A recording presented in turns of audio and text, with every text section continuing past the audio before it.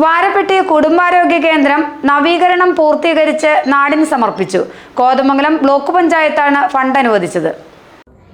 Kothamangalam block panchayat 2.5 കോടി രൂപ ചെലവഴിച്ചാണ് വാരപ്പെട്ടി കുടുംബാരോഗ്യ കേന്ദ്രത്തിന്റെ നവീകരണ പ്രവർത്തനങ്ങൾ നടത്തിയത്. ഉദ്ഘാടനം പ്രസിഡന്റ് PAM ബഷീർ നിർവഹിച്ചു.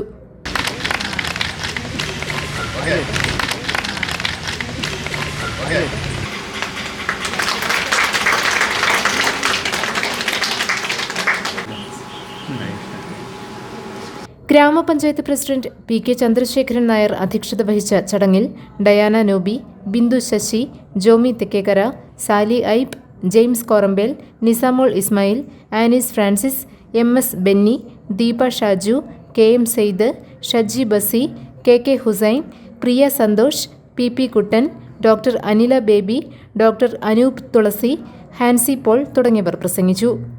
ആശുപത്രി കോമ്പൗണ്ടിൽ സ്ഥാപിച്ച ഗാന്ധി പ്രതിമയുടെ അനാച്ഛാദനവും ഉണ്ടായിരുന്നു. GTV news, Varappetty.